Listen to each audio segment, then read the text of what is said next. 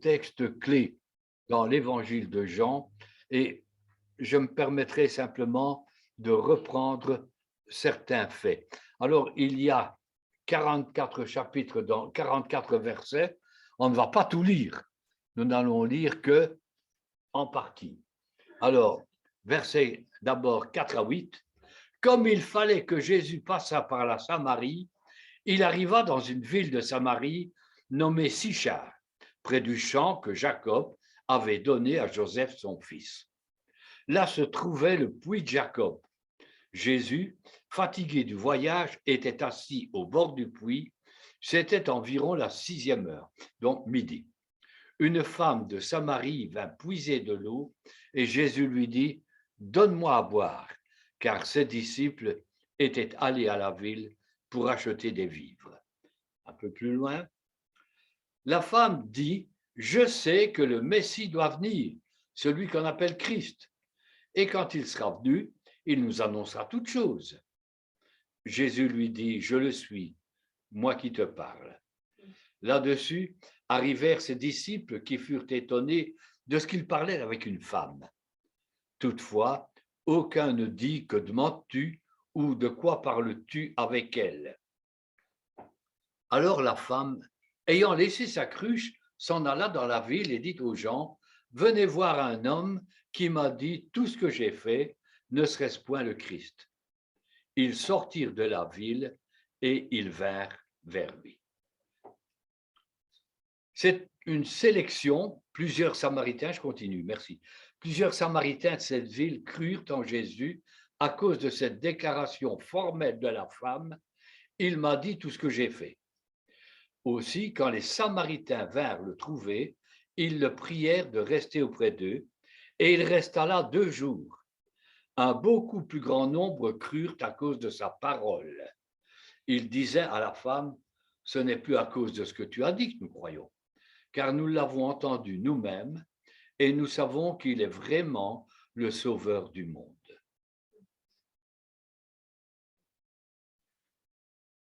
Ce matin, j'aimerais vous poser 3 questions. 3 questions toutes simples, et ce n'est pas à moi que vous allez répondre avec le Seigneur. Je me permets de vous poser les questions et de dire qu'est-ce que vous allez vous répondre au Seigneur concernant ces 3 questions. 3 questions simples. La première, c'est « Que cherchez-vous » ? La deuxième, c'est « Que dites-vous » ? Et la troisième, « Que croyez-vous » ? 3 questions simples. Que cherchez-vous ? Que dites-vous ? Que croyez-vous ? En fait, le récit, il est connu. Et je me permets simplement de prendre une sélection de versets pour nous rappeler que Jésus vient de passer une nuit blanche. Il s'est mis en route pour aller vers la Judée, et pour ça, il traverse la Samarie, alors que les autres ne le faisaient pas. En d'autres mots, Jésus va, après sa nuit blanche, faire plusieurs kilomètres à pied. Et en Orient, ça fait chaud, ça tape. Nous sommes en plein midi, et Jésus s'arrête, et il se met au bord d'un puits. Et là, il se repose. Les disciples qui ont bien dormi pendant la nuit, qui ont de la résistance aussi, vont chercher le pain. Et pendant ce Jésus est assis, une femme arrive. On nous a dit, qu'elle arrivait pour puiser de l'eau, et on est étonné qu'elle vienne en plein midi pour puiser de l'eau. Qu'est-ce qu'elle cherche? Qu'est-ce qu'elle veut, cette femme qui vient? Pourquoi est-ce qu'elle vient là? Pour puiser de l'eau. Oui, mais pourquoi vient-elle à midi? Habituellement, quand on va chercher de l'eau, c'est très tôt le matin, ou alors tard le soir, quand nous sommes à Madagascar, par exemple, ou quand nous quand nous avons été en Zambie, les gens vont chercher de l'eau assez tôt le matin, elle est bien fraîche, ou le soir, mais rarement à midi. Alors, bien sûr, on va tout de suite déduire, oui, mais c'est parce que cette femme, elle a eu 5 maris, elle vit avec un monsieur qui n'est pas son mari, elle veut éviter les commérages. Ça, c'est ce que nous pensons. Mais la Bible ne dit rien. Peut-être qu'elle a été chercher de l'eau ce matin, qu'elle a fait la lessive et qu'elle elle va chercher de l'eau. Peut-être qu'elle n'a pas eu l'occasion le matin parce qu'elle n'était pas bien. Enfin, on peut supposer ce qu'on veut. La Bible ne nous dit rien pourquoi elle va à plein midi. Mais on sait une chose, c'est qu'elle vient pour chercher de l'eau. Et Jésus va accrocher cette femme en lui demandant « Donne-moi à boire ».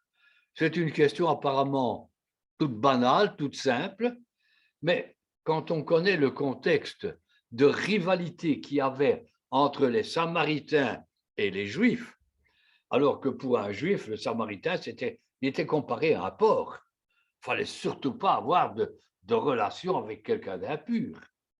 Et sur le plan social, un homme ne s'adressait jamais à une femme comme cela.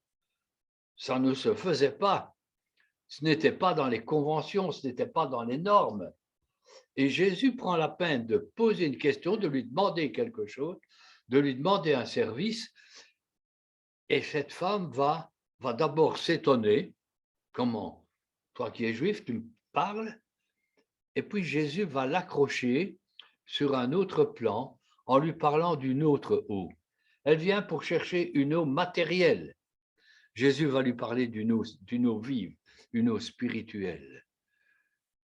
Et tout doucement, il va accrocher cette femme jusqu'au moment où il se révèle comme celui qui est le Messie. Et dans le dialogue qui s'est établi, Jésus va lui créer une soif. Si tu connaissais le don de Dieu, si tu savais, alors c'est toi qui aurais demandé de l'eau vive. Il va créer une soif spirituelle à une femme qui est venue pour puiser de l'eau tout à fait naturellement. Personnellement, je vois un moyen d'accrochage pour nous qui voulons témoigner de Jésus et on ne sait pas très bien comment s'y prendre. C'est peut-être plus facile de commencer avec ce qui intéresse les gens. Si nous voulons que les gens s'intéressent à nous, commençons par nous intéresser à ce qui les intéresse. Plaçons-nous sur ce terrain de la personne pour pouvoir ensuite l'amener vers le message que nous pouvons apporter. C'est assez simple.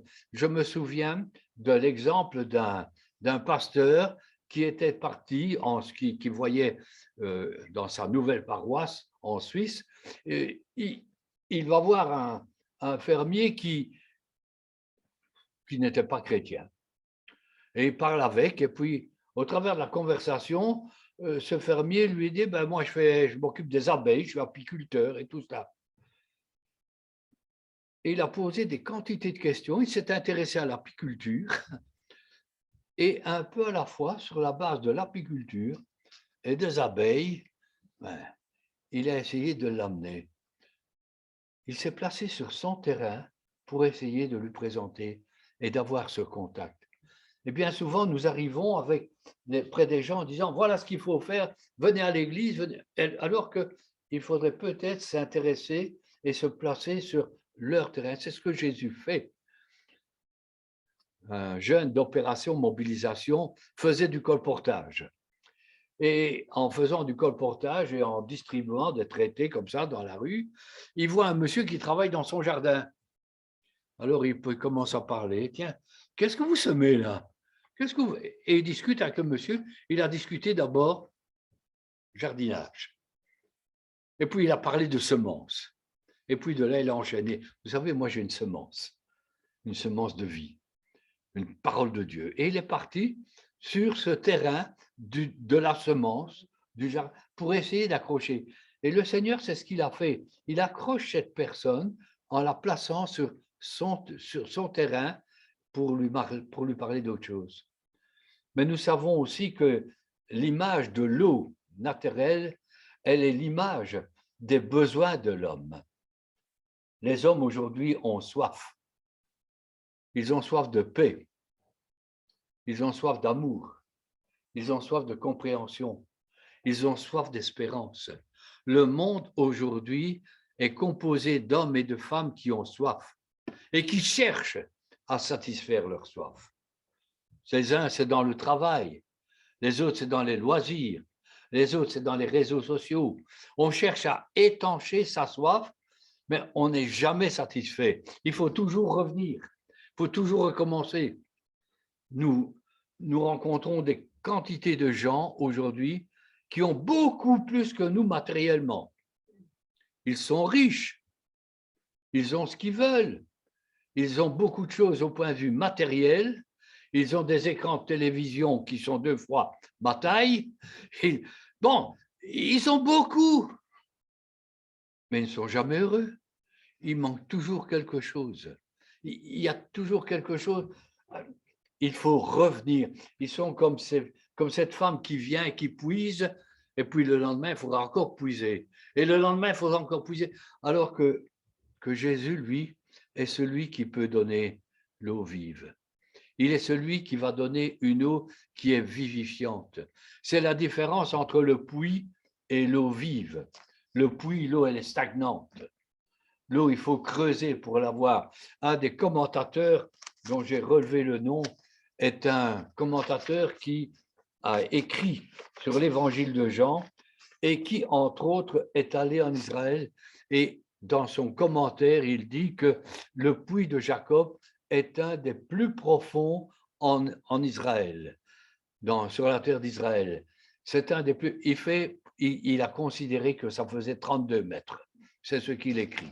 Vous imaginez un puits de 32 mètres, ça fait 2 fois la hauteur du bâtiment pratiquement, et un peu plus. Les gens creusent, essayent d'avoir, ils sont insatisfaits. Mais Jésus donne une eau de source, il donne une eau vive. C'est lui qui apporte la paix, c'est lui qui apporte la joie, c'est lui qui apporte l'espérance, c'est lui qui apporte une pleine satisfaction. Et c'est non seulement ce que nous voulons dire, mais c'est aussi ce qu'on veut vivre. Quelles sont nos soifs? Ah, mais j'aimerais que le Saint-Esprit me remplisse. Mais pour que le Saint-Esprit nous remplisse, il faut d'abord recevoir le don de Dieu. Si tu connaissais le don de Dieu. Et c'est là, c'est Jésus qui donne. Il faut passer par Jésus pour recevoir l'eau vive, pour que le Saint-Esprit puisse agir dans nos vies et la remplir, pour qu'il puisse nous donner une pleine satisfaction. Juste quelques heures avant, à Nicodème, pendant la nuit, Jésus lui a dit, Dieu a tant aimé le monde qu'il a donné. Et là, la question de don et de donner revient souvent dans ces chapitres. Donne-moi à boire. Si tu connaissais le don de Dieu, oui, il y a c'est un don. Ce n'est pas quelque chose que Dieu va échanger contre notre bonne volonté. C'est le cadeau, c'est le don que Dieu fait. Et lorsque nous recevons Jésus, le Saint-Esprit vient et le Saint-Esprit remplit nos vies. Au début, c'est peut-être comme un simple petit ruisseau. Mais la Bible, après, va plus loin et elle parle de fleuves d'eau vive. Jésus a dit, si quelqu'un a soif, qu'il vienne à moi et qu'il boive. Et je lui donnerai, celui qui croira en moi n'aura jamais soif. C'est une satisfaction, mais c'est une promesse que Dieu fait. Alors, la question, c'est de quoi avons-nous soif? Le psalmiste pouvait dire, mon âme a soif de Dieu. Vous pouvez avoir soif de beaucoup de choses. La véritable soif, c'est celle de cette rencontre avec Dieu, de cette communion avec Dieu. C'est là où nous sommes satisfaits, c'est là où nous sommes désaltérés, c'est là où nous sommes abreuvés. Et beaucoup de chrétiens souffrent aujourd'hui. Ah, si j'avais cela, si j'avais ça, si j'avais ça. On a des quantités de soif, mais elles se concentrent toutes en la personne de Jésus. Notre soif peut être parfaitement étanchée. Nos vies sont souvent des vies insatisfaites, incomplètes, alors que la Bible nous promet une vie abondante, une vie qui déborde. Et est-ce que notre vie est comme cela? Est-ce que notre vie est rempli pour être pleinement satisfait. Est-ce que je me contente de l'eau du puits ou est-ce que je vais à l'eau vive? C'est là peut-être la première question. Qu'est-ce que nous cherchons finalement? Ce que nous cherchons, nous pouvons le trouver en Jésus. Ce que nous cherchons, nous pouvons le trouver en Jésus. Et nous ne le trouverons pas ailleurs. Alors, je ne sais pas où nous en sommes dans notre vie, où chacun se trouve, mais si vous avez une soif ce matin, si vous ressentez une insatisfaction dans votre cœur, si vous ressentez que ça ne va pas et qu'il vous manque quelque chose, c'est en Jésus que vous allez le trouver, et seulement en lui. Alors, ce matin, mon invitation, elle est simple. Venez à Jésus. C'est Ruth qui, dans son travail dans les champs, est en train de glaner, et puis Bose vient près d'elle et dit, si tu as soif, eh bien, tu peux aller, tu as les vases qui sont là-bas, sers-toi. Et c'est un petit peu ce que j'aimerais vous dire. Si vous avez soif, allez près du vase du Seigneur, allez à la source directement et prenez pour que vous soyez satisfaits, désaltérés. Le monde veut voir des chrétiens heureux, épanouis. C'est ce qui va créer une soif chez eux, alors que si nous sommes des chrétiens en train de nous plaindre, de gémir ou de vivre notre vie comme cela, ça ne donne pas envie. Créons une soif par notre témoignage et par notre propre satisfaction. La deuxième question, elle est une question simple. Que dis-tu? Cette Samaritaine, elle a rencontré Jésus. Et au début, c'est un étranger, c'est quelqu'un, c'est un juif. Puis elle commence à découvrir que c'est quelqu'un de différent. Et elle va dire, mais tu n'es pas un prophète, toi? Oui, je vois que tu es prophète. Et puis elle va plus loin. Ah, le Messie va venir. Jésus lui dit, mais je suis. Et qu'est-ce qu'elle fait, cette femme? Elle file dans le village. Alors, si elle avait une mauvaise réputation, ça va changer. Elle file dans le village et elle a quelque chose à dire. Venez voir un homme qui m'a dit tout ce que j'ai fait. Elle a quelque chose à dire. Où est son institut biblique? Qu'est-ce qu'elle a fait comme faculté de théologie? Qu'est-ce qu'elle sait? Ah, je ne sais pas grand-chose. Elle ne sait pas grand-chose, mais ce qu'elle sait, elle le dit. J'ai rencontré Jésus. Et ça suffit. Dieu ne nous demande pas de faire nécessairement des cours de théologie aux personnes. Il nous demande de témoigner simplement que nous l'avons rencontré. Et qu'en Jésus, nous avons une totale satisfaction. Il y a chez elle, et on ressent un enthousiasme. Elle a fait une découverte et elle veut le partager. Vous vous souvenez, au début de votre conversion, l'enthousiasme, hein? On avait envie de parler de Jésus. On avait envie de témoigner. On avait quelque chose à dire. Il y avait quelque chose de changé. Et oui, le cœur chauffait. Avec le temps, ça s'est estompé. La bougie s'est peut-être éteinte. On est chrétien, mais on a peur de parler. On trouve des excuses. Je ne sais pas ce qu'il faut dire. Je ne sais pas parler. Allons donc. Des femmes qui ne savent pas parler, des Gérards qui ne savent pas parler, et moi qui ne savons pas parler. Balayons nos excuses, elles sont fausses. Balayons nos excuses. Nous avons un témoignage à apporter, nous avons quelque chose à dire. L'apôtre Paul dira, j'ai cru, c'est pour ça que j'ai parlé. Je me souviens d'un aveugle que Jésus a guéri. C'est un peu plus loin dans l'évangile de Jean, chapitre 8. Jésus guérit un aveugle. Et quand cet aveugle retrouve la vue, il rentre chez lui, il se fait attraper par les pharisiens qui l'osent, puis que tu fais ça? Qui est-ce qui t'a guéri? Et tout ça. Et cet homme, il va leur dire, ben vous savez, moi, je sais une chose. J'étais aveugle, maintenant je vois. Il ne sait pas beaucoup, hein? Il sait une chose. Mais cette chose-là, elle est essentielle. C'est cette chose-là qu'il va dire. Nous ne savons peut-être pas beaucoup, mais si nous avons rencontré le Seigneur, si le Seigneur a satisfait notre vie, si le Seigneur remplit notre vie, ce sera normal que de témoigner. Ce n'est pas extraordinaire de rendre témoignage. C'est dans le plan de Dieu. Vous serez mes témoins. Dieu demande que nous le soyons. Comment voulez-vous que les gens se convertissent si on ne leur parle pas? Comment voulez-vous que les gens se tournent vers Dieu si on ne leur donne pas ce désir de le connaître et si nous-mêmes, nous sommes tièdes, nous sommes froids? Retrouvons notre premier amour pour le Seigneur. Retrouvons notre enthousiasme pour le servir. Retrouvons notre désir de partager l'Évangile. Cette femme, elle laisse sa cruche et elle va plus tard, elle va venir chercher sa cruche. Mais elle a une priorité. La priorité, ce n'est plus d'être avec sa cruche d'eau, mais c'est d'aller dire aux autres ce que Dieu a fait. Quelles sont nos priorités? Quelles sont nos priorités pour cette semaine?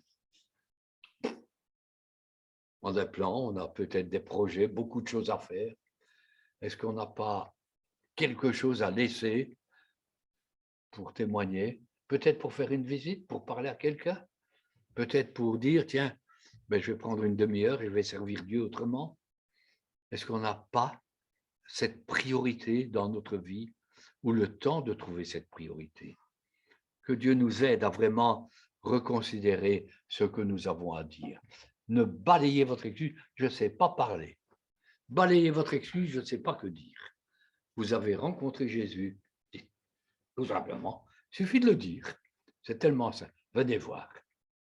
Et là, c'est quelque chose que Dieu va utiliser et que Dieu va bénir. Je suis convaincu. Je pourrais aussi rendre ce témoignage.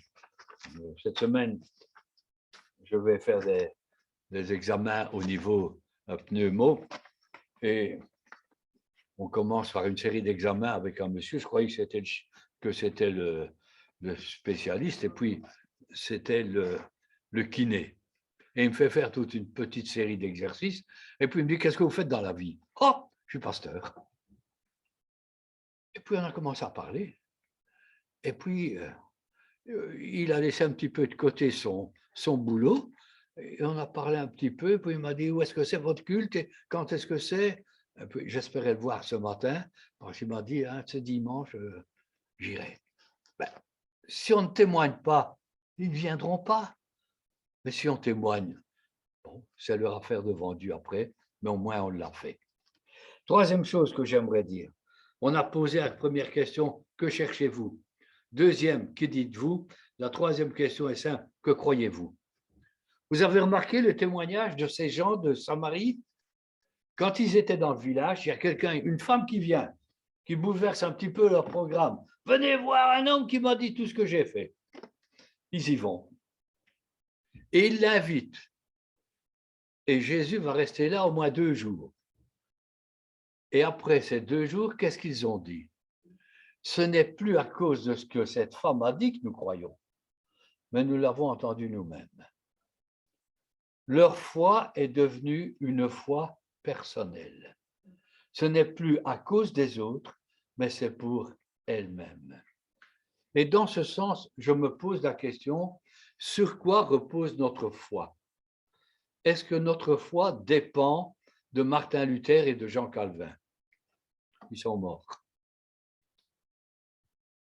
Est-ce que notre foi dépend simplement des autres croyants?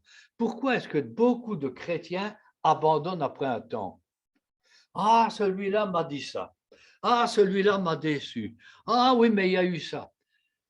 En fait, ce sont des chrétiens qui vivent leur foi au détriment, aux dépens des autres.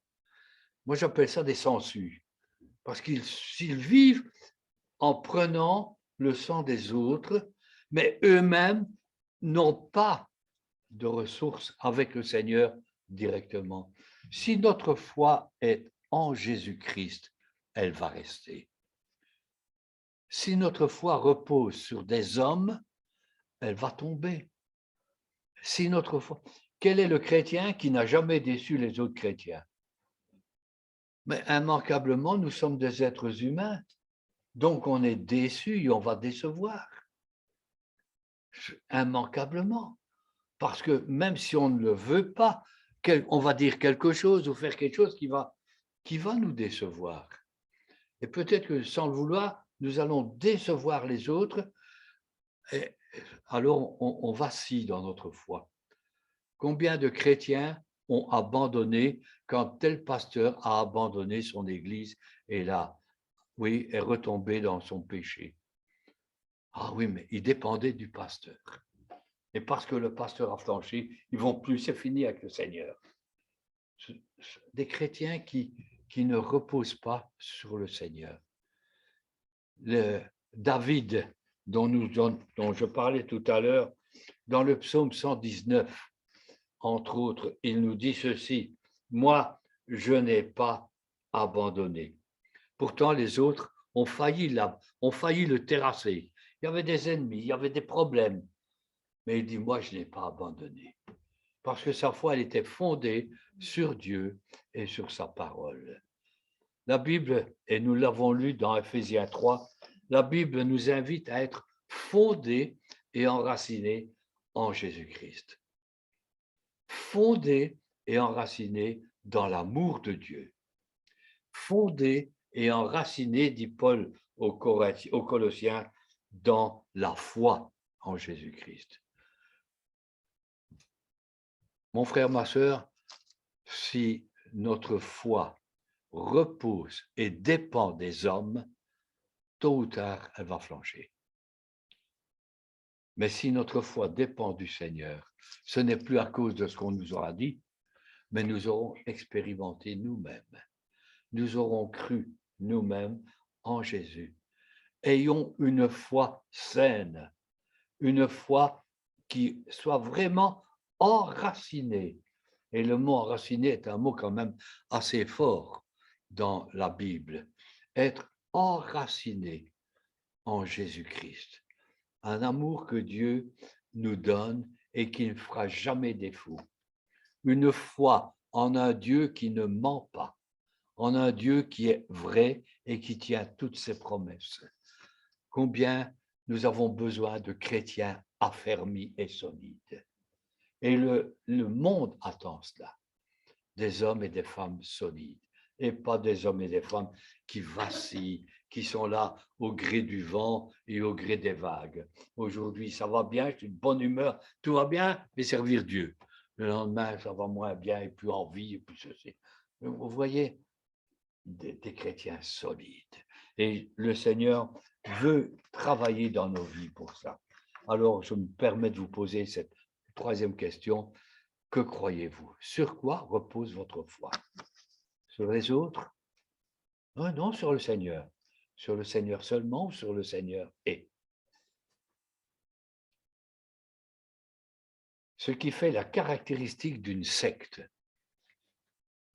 c'est qu'il y a la Bible et quelque chose avec. Il y a un enseignement à côté. Que ce soit, par exemple, je prends un exemple, les témoins de Jéhovah, ils ont la Bible, mais ils ont tout l'enseignement de Russell. Les Mormons, c'est le même. Ils ont la Bible, mais ils ont l'enseignement de Joseph Smith. Il y a toujours quelque chose avec. Et ça, c'est une secte. Il faut que notre foi ne soit pas une foi sectaire, mais une foi qui repose uniquement sur le Seigneur, sur la parole de Dieu et seule la parole de Dieu. Je vous invite à nous recueillir un instant. Seigneur, aide-nous. Nous te remercions parce que tu donnes l'eau vive. Nous te remercions parce que tu nous permets d'être des témoins. Et nous te remercions aussi parce que c'est toi qui es la base de notre vie. Aide-nous à avoir une foi qui est fondée uniquement sur toi, sur ta parole. Et garde-nous de dépendre d'autres pour vivre une foi qui sera vacillante et qui ne tiendra pas. Au nom de Jésus. Amen. Amen.